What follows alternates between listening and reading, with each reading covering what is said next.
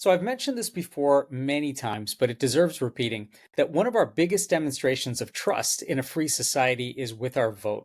It's also the ultimate patriotism, as it's every citizen's most basic act of courage and personal expression.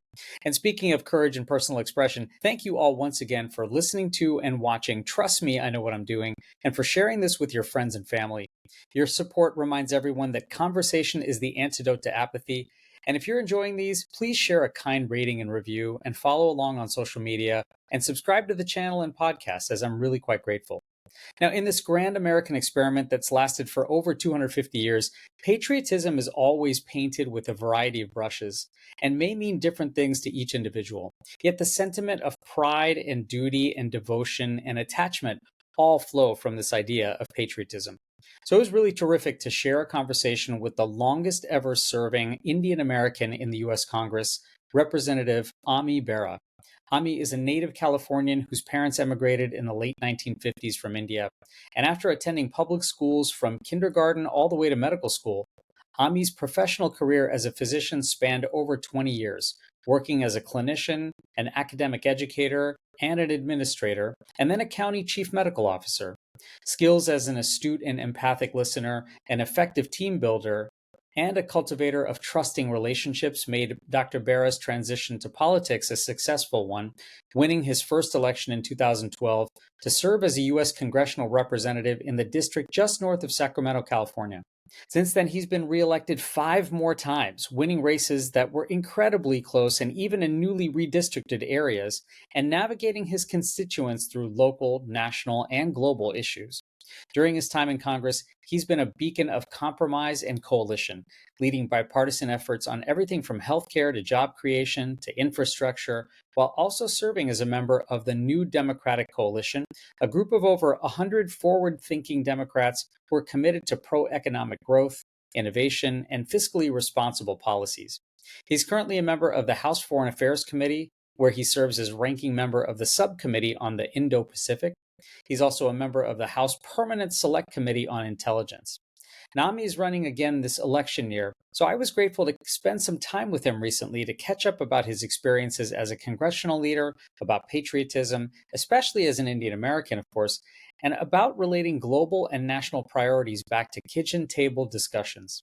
But I'm not going to lie, and especially since we've hosted every other Indian American member of Congress, it was really great to host a fellow physician. And we have something in common since we've both served as chief resident doctors. So I wanted to ask if he had any particular superstitions or quirks or habits that may have carried over since his medical training days. I don't know if there are any superstitions, but I think there are habits that I learned when I was a resident that serve me well right now. I think my staff's always amazed, even if we're in a half-hour car ride from point A to point B, how quickly I can fall asleep and refresh myself, which is, back in those days, we would do sometimes 36-hour shifts where, we were working a lot and you'd grab 30 minutes here, grab 30 minutes there. So that is a skill set that I've retained and, it served me well today. Yeah, I have to say mine was, I could never fall asleep quickly post-call, so I felt like I was always up, and I unfortunately developed a very mild addiction to watching General Hospital always post-call, so I can't say I'm very proud of that, or maybe I should be, I don't know. But yeah, there's those crossover moments, right? I mean, being able to be flexible and adaptable and kind of shift in a hurry. In that way, for you, those kind of habits or really good lessons that carried over. Have those sparked a little bit more resilience, even, especially in the kind of sometimes mud pit that can be the Congress? Certainly it has. And again, I think my training as a physician, which is, listen, ask questions, gather information, but you don't have the luxury of not making a decision. And that is core to what we do as doctors. And I think that's something that I've brought with me to Congress is let's try things, let's make decisions, let's keep learning. And we may not get it right the first time, but if we're if we don't have this fear to put ourselves out there, and I think that has served me well. Also, the the listening and not judging. Because again, as doctors, we're not there to judge our patients. We're there to learn from our patients and try to help them. And I tend to be a pretty bipartisan member of Congress. I respect that my constituents have elected and reelected me, so I'm a reflection of Sacramento County. Yeah. That said, Marjorie Taylor Greene's constituents have elected and reelected her, so I have to assume she's a reflection of her part of Georgia. We're very different and have very different perspectives on the world, but I should try to understand what are those folks in Georgia saying in that they're electing and reelecting her. And I think if we took that approach to trying to understand one another, you might see more civility, as opposed to I see a lot of members of Congress judging one another, and that probably isn't a good thing. You speak to effective listening, and you're right. As physicians, we kind of have to be agnostic to what's going on at the bedside and not judge our patients. And if you think about constituencies, and if you think about voters, and if you think about the people who you serve and the people who are leading with you in that sort of contrast of states with, say, representative from Georgia, in blending that training, that background, that skill set, you basically have to, I imagine, be empathic at all times and really lead with empathy, whether it's with patients or families or with your constituents, and really work to having to build and cultivate trust. Were there any, when there are these natural crossovers that help you, does that help you to, in fact, lead with compromise, especially in an era where that word just seems to be so foreign to what we do? It does, right? I mean, my most important job as a member of Congress are my constituents, right? The 750,000 folks that I represent. And that's where I can have immediate impact, where, whether it's just helping someone with a passport issue or a visa issue or a veteran getting their veterans benefits. And, that's the stuff I take the most pride in.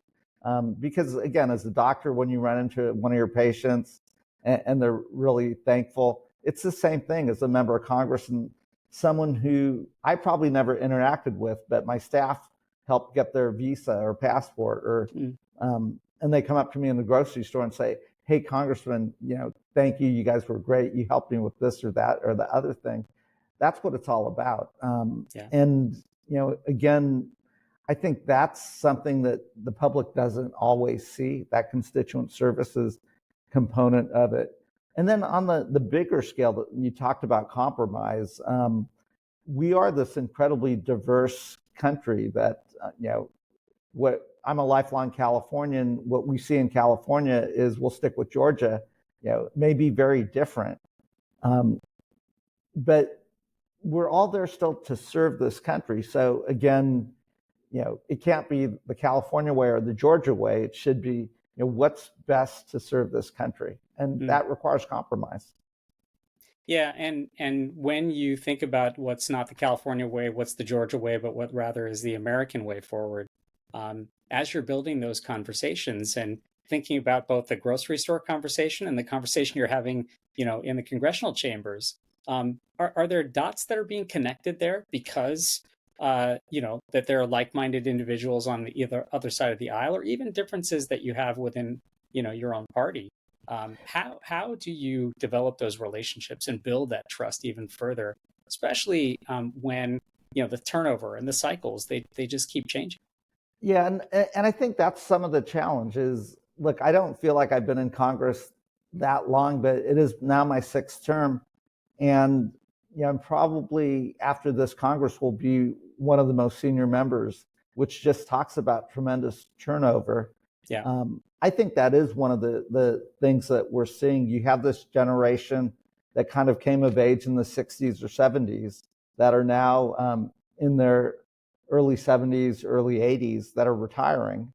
And then you have a younger generation of millennials and post-millennials that grew up in a very different world, right? With the internet, with social media. And then I'm 59, so I feel like I'm kind of in between the boomers and the millennials. Right. And how do we bridge this gap? And I think those are some of the frictions that are playing out in Congress. I look at someone like AOC with admiration. She can do things that I'm not a social media guy, but Yeah. she knows exactly how to use those tools to communicate in a different way. Very smart, very, very connected, maybe uses different tools than I would use to get stuff done. But I think she's a reflection of the generation that's rising. That's neither good nor bad, but it is a very different generation than, say, the baby boomer generation. And I think those are some frictions that are playing out. And whether they're members of Congress or those who are in different generations. I mean, I'm in my 50s as well, and thinking a little bit about how I have to connect. And I certainly am a pediatrician, so I'm certainly a little more savvy to the generation that's behind us. And yet, in that way, when you think about it, when you're first entering Congress, we're always sort of like thinking forward. So, and now we're in an election year. So it seems like there's always this specter of urgency that you have to accomplish so much. And, we should have done it yesterday, and here we are today. But particularly as the summer and the fall hit, in this sea of issues, and now being someone who's gone through 6 terms and really, a more senior, legislator in the congressional body, how do you help not only just your peers, but voters to prioritize, and especially around your own vision now with some experience and with some vision as an elected leader? Yeah, so I think about it. What can I do and have immediate impact at home? And now being kind of a more senior leader, I see all these young city councilors, young supervisors, and new electeds that kind of came of age watching some of my very hard-fought early elections. So I'd never call myself an elder statesman, but let's just call me the old guy now. Yeah. And being the old guy, how can I work with them, use the bully pulpit that I have to effectively work together? And what I mean by that is I don't see this through the lens of my district or your district, but as a region, so the greater Sacramento County region, how do we all work together to think about 1, 2, 3 areas where we can prioritize things? So I, as a member of Congress, may be able to appropriate funds.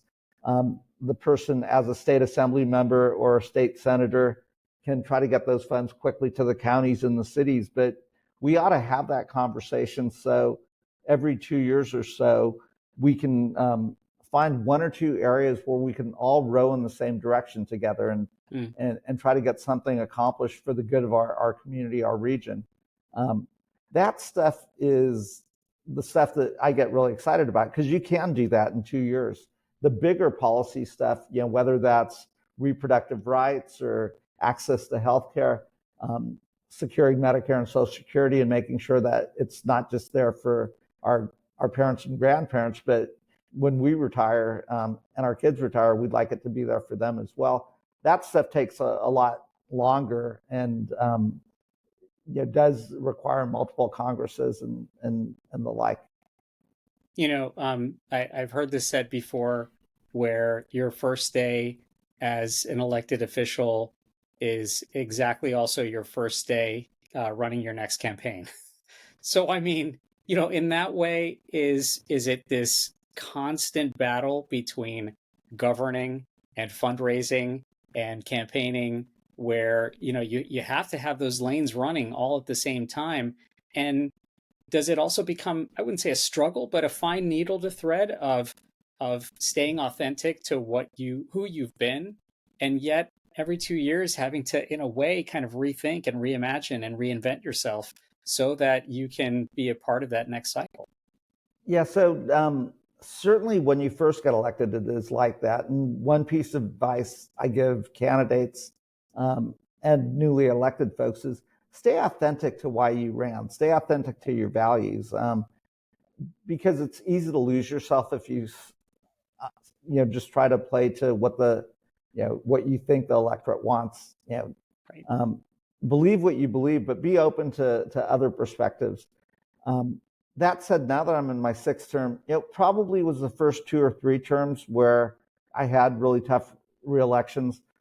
now the easiest way to get reelected is just to do your job and be there for your constituents. And I think that does get easier as they get to know you and now they see you as their congressman. Do you feel more comfortable in the role? And by comfortable, I mean allowing yourself a little more grace, being able to take slightly more risks, simply because you know that you have that relationship already developed and you can think a little more boldly, or is it always a constant, calculation? No, I think it allows you more latitude to engage in more difficult conversations. And clearly there are a lot of difficult conversations out there, right? We see, I'm a senior member on the Foreign Affairs Committee. So, right now we're trying to end a war in Europe. We're trying to contain a war in the Middle East and figure out a way to bring that war to an end, but potentially create a better future for that entire region. And then, my focus area is Asia and the Pacific, and we're trying to prevent a war in Asia. But back to the Middle East, that is a hot button issue today, and I don't think we should shy away from that. You see a generation that's engaged, but it's incredibly complicated. Yeah. So I don't shy away from those difficult conversations. I'll talk to my Palestinian American constituents because I certainly see the tragedy of loss of innocent life and what does that look like, and how can we avert a humanitarian crisis that's that's really evolving right in front of us right now in terms of starvation, lack of food, lack of water, lack of medicines. At the same time, I understand the trauma that the Israeli population went through October 7th. How can we help get the Israeli population to a place where they feel safe and secure as well? Again, super complicated. And I'd say I'm better able to navigate these difficult conversations today. Some of that is I just have a lot more knowledge base now that and a lot more experience, but it probably is I'm also more comfortable in my role as a member of Congress. I'm curious because, of course, having served 6 terms and or being a more senior statesman, if you will, means that you've won a lot of elections, and yet a lot of these conversations are so deeply complex. There are no quick fixes and solutions, and so it's hard to necessarily gather wins when you have complex issues or even stagnancy in motion. And so, unlike the role perhaps of being a physician where you make a decision, you execute it, and you rapidly learn, what if you had to perhaps unlearn in being a Congress member?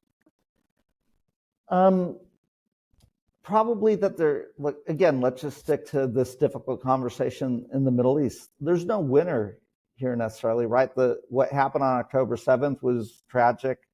The innocent loss of life after October 7th is equally tragic. So then now it's negotiating.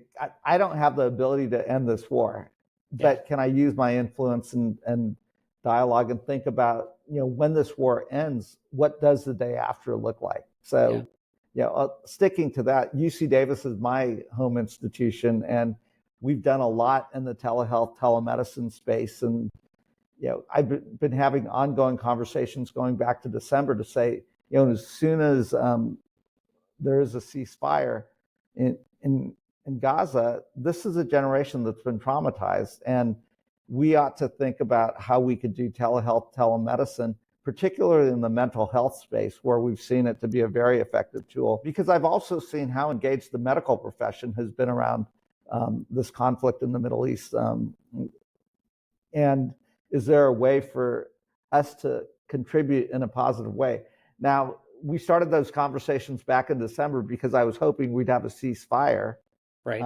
The difference is we haven't been able to implement any of that because we don't know, it's hard to do any of this until after there's a ceasefire and you know what that day after looks like, because, it's still an unstable situation. So I think that's the frustrating part, because again, as a doctor, we come up with a plan and say, okay, let's execute it. And then let's see what worked here. It's like, we've got a plan, it's sitting there. I have my colleagues at Davis constantly saying, hey, any movement here, anything, and again, it's no, we've got to wait until we see what the contours of the ceasefire is. And I think that's the frustrating part. And I imagine that, it's a scale of patience that certainly you learn and unlearn all the time It through these conversations. it is. It Yeah. is. For many Californians, for many Americans, of course, we recognize the needs of the future and the imperatives related to everything, right? Whether it's climate, whether it's healthcare, whether it's water and energy conservation, innovations for financial and tech efficiencies, and yet there are those grocery store problems. There are those stark challenges and struggles that are facing voters now. So how do you kind of navigate through this balance of tomorrow's imperatives and the stuff that's affecting the dining table conversation right now? How do you harmonize that, especially as someone who's trying to govern effectively? Yeah. So 80% of the electorate really is just worried about, getting their kids to soccer practice, taking care of mom and dad, paying their bills, um, being able to retire one day. And I think you've got to speak to that electorate, those bread and butter issues of daily life. And then there's the talking heads on cable news, social media, and all of that. I think if you lose sight of the 80% of folks that are just trying to get through daily life, that's how you lose elections. So a lot of what we do really is focused on just those daily bread and butter issues, and how can we make sure we're listening to those issues. We can't always solve those issues, but and I don't think our electorate, my constituents, expect me to solve every challenge. I think they just want to make sure we understand those issues. And Bill Clinton used to talk about it in the context of "I feel your pain." Um, Yeah. I can't solve inflation by myself or gas prices by myself, but I certainly should be empathetic to what that person who's living paycheck to paycheck might be going through. So I Do think do that you that's super important. do you sometimes have to make sure that you connect the dots though, and like make those links between with that 80% of what's facing someone as a challenge today and the specter of that imperative, especially related to something like climate or conservation, later? And then does that also make you want to ensure that those voices that are not at the table when developing policy or when governing, they really should be there then? Yeah, and so very much so. If we're talking about climate, putting it in context to where that 80% that can understand how that affects their daily lives. So obviously in California, we've seen horrendous wildfires. That's climate change. We've gone through a pretty bad drought in recent years. That impacts folks, and folks can get that and understand. Okay, here's why we have to address these issues. Part of food insecurity, water insecurity. And then there are those folks that really are not represented, right? That and I think again for me, part of it is giving voice to those folks that really don't have a voice, and making sure we're not losing sight of those individuals. Does it make it that much harder to broker change if the table's constantly getting bigger and bigger? It does at times. It also, um, so let's talk about climate change, because I've also been a member, for much of my congressional career on the Science, Space, and Technology committee, where, for at least the first half of my time in Congress, there was a lot of climate denial that, oh, the climate's not changing, or this is just cyclical. Um, and I would look at folks, let's say folks in Florida or Texas, where you see horrific storms, hurricanes, tornadoes on a regular basis. I hear less of that today, but there's still a hesitancy in saying, hey, can we start to reduce the carbon impact? Can we start moving in a different direction? Yeah. So it is, it requires a lot of patience at times, because I do think there's an urgency of now that, um, I was just in India last week, Yeah. and it was 120 degrees.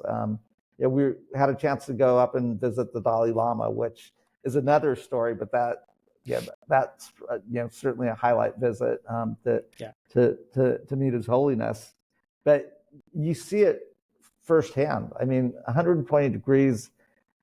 I have the good fortune to be able to get into a hotel where there's air conditioning, but what if you're living on the street? Like, Yeah. I don't know how you survive. Yeah, it just seems like those stark contrasts again are like, we have to bring people to the table. We have to have these like small band-aids, and yet there has to be both a patience and an urgency, and certainly not a small feat. You mentioned that, of course, the foreign implications, and you serve, of course, on the Foreign Affairs and Select Committee on Intelligence as well. I'm curious how you particularly help citizens and your constituents connect those experiences and connect the dots of your work back to that day-to-day challenge, and make it so that things are relevant, both for you and for them, so that the dialogue doesn't just simply get siloed as well, that's way far off someplace and it's not really relevant to us. Yeah, it's not always the easiest thing. And how I would describe it to folks is, um, as a congressman, I've really got two job titles. Job title one is representative. I'm your representative, so I'm there to fight on behalf of um, your needs and your day-to-day lives. The second job description is I'm a delegate. I'm one of 435 folks that are sent to Congress to deal with the issues that affect us as a nation. And in that delegate role, I think it is really important. Again, we're seeing the world at a crossroads. The 75 years post World War II, in many ways, was an American-led 75 years where you saw the rise of democracy. You saw uh, tens of millions of people being lifted out of poverty. You really didn't see big country war. That's all changed with the pandemic, with the Russian invasion of Ukraine, with the rise of autocracy. We don't know what the next 75 years looks like. And so in my role as a delegate, I'm there to then help represent our country as one of 435 folks, or as a senior member on the Foreign Affairs Committee. How do we create and shape a different future that looks closer to the peace and prosperity that we benefited from, so our kids can have that same peace and prosperity? Yeah, I imagine that it links so much. It hits home, of course, when we talk about things like security and being connected globally and opening new markets, and all kinds of things that stay relevant. You mentioned your trip to India and meeting Prime Minister Modi and Jaishankarji and His Holiness the Dalai Lama. As an Indian American, and when you're having those dialogues and conversations, both abroad and at home, why is a healthy relationship with these leaders and these partners actually important for every American? I think it's really important. One, as a son of immigrants from India who came in the 1950s, when the South Asian Indian American community in America was incredibly small, we're a nation of immigrants, and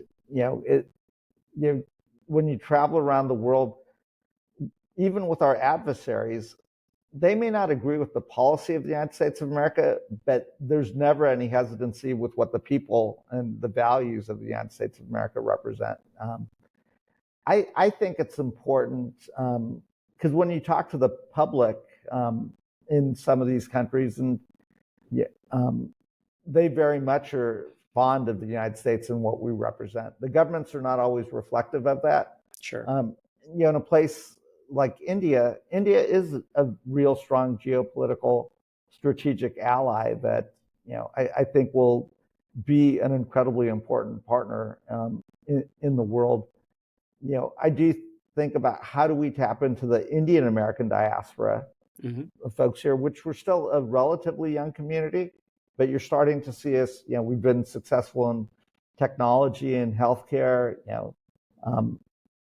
Civic engagement. Yeah, civic engagement in so many ways. But you're starting to see elected officials now as well. When I first got elected, I was the only Indian American member of Congress. Today, there's 5 of us, and we just had a successful primary in Virginia's 10th district where I think there'll be a sixth Samosa Caucus member. Yeah. Suhas was a guest on the program. Yeah, So Suhas, and I talked to Suhas yesterday. I would not take that race for granted. He's going to run hard, but I think he should be joining us in Congress. yeah, So I hope and I so. think he'll be a great member of Congress too. So We talk a lot on this program, and I'm sure conversations among immigrant communities and ethnic communities around the country, but about mirrors and windows of culture. And I'm curious how being the longest serving Indian American member of Congress has both taught you about yourself and also what that's shown to others, both the mirror that you're looking at and perhaps the window into what the Indian American experience is for those around you. I'm the old guy now, as I said earlier. So I think there's a recognition I didn't get here by myself. So how do I pay it forward? It does give me pleasure to see someone like Suhas come out of this really competitive primary successfully, and others like Raja Krishnamurthy or Pramila Jayapal or Rokana or more recently Sri Thanadar. I might add all former guests on the program as well. Excellent. So I'm the last one then. So we saved the best for the last, that's for sure. I think from my perspective, I do feel, again, I would never call myself a role model, but how can I be a resource? How can I be helpful? How can I answer questions? And that really is what Suhas and I were talking about, having run and won some really competitive races. How can I be of assistance in making sure Suhas gets across the finish line? I think that's incredibly important. I was an intern on Capitol Hill in 1985 when I was in college. I didn't see anyone who looked like me working on the Hill. And, fast forward today, it's great to see chiefs of staff, folks in the administration, high level, a vice president. So right. Vice President Harris is a friend and fellow Californian and Indian American. So I just think that is the story of America. It's not unique to the South Asian Indian American story. That is America, and we should constantly remind folks of that. So yeah. And one sort of like side note on that, other than your name, are there elements of your daily practice or the stuff that you do on a daily basis that remind you of being an Indian American? So I only in the sense that I work on U.S.-India relations and a lot, knowing that I've got a bully pulpit and I get a lot of coverage in India. I love Indian food, so I tend to cook a lot, and from that perspective, we're both doctors, so we took all these chemistry classes. I don't use any of that for any practical purpose. So I've applied it to cooking, which is a way for me to relax and just kind of break away. And I tend to cook a lot of Indian food. And then just, I do think being a member of Congress has allowed me to reconnect with my ancestry a lot more in the sense that, again, I grew up at a time, was probably that first generation that was born and raised in the States in 1965, when there really wasn't much of a community. So I just grew up as an American kid. And then in the 70s and early 80s, when my aunts and uncles, cousins started immigrating, then I had a chance to get exposed to the community. But it was different than, I think a lot of my younger cousins that grew up now with a vibrant community. And now I think you have a generation that was also born and raised here that clearly see themselves as part of the fabric, but also had the benefit of, a vibrant community that they could grow up in. Yeah, such a different space to have more faces that look like you, but yet at the same time be reminded of a pretty deep and rich heritage and links that are not just here in America, but global. I'll get you out of here on this. As nearly 250 years now into the American experience, as an Indian American, as a physician, as a dad, as a husband, as a member of Congress, I'm curious in reflecting now for you, What does American patriotism look like for you in 2024? Yeah, I think American patriotism is rooted in freedom of speech, the ability to say what's on your mind. Um, you see those tensions playing out, um, not just in the Republican Party, you see it on the Democratic Party. And I think it's important for us not to lose those values. I think it's important for us to hold on to what binds us together as Americans. And that's not a single religion or a single tradition or anything. We're this real fabric that's woven together of one generation of immigrants after another. And maybe we're just the next part in that chapter. But what allows America to continually grow and reinvent itself has been those immigrants. And I think of patriotism as being that welcoming country that, give me your tired, give me your lost, but giving folks a chance. And, sometimes I do see the debate in Congress and in politics of shifting towards losing that identity of a welcoming nation. I don't want to see us lose that, because I think when we lose that, we lose what really has allowed America to be this great melting pot. It makes it a much harder country to govern. I travel a lot, so if I'm in Japan or Korea, they're much more homogeneous in their population. Yeah. Whereas go to any community in California, you're going to see this mix of folks. Sacramento County now has the largest population of Afghan refugees. We're integrating them, but it's great. I learn from them, and they learn from us. And I don't want us to lose that. Well, it sounds like patriotism is a lifelong learning process, just like it is for just about any other, endeavor that we do as Americans. And whether it's serving or leading your constituents or mentoring, hopefully new members of Congress as someone with some deep experiences and great commitment to serving, we're all very appreciative. Congressman Bera, what a treat to have you join us. I hope we can revisit with you again. And thank you so much for all you do. Great, absolutely. Thank you for having me on. Be well.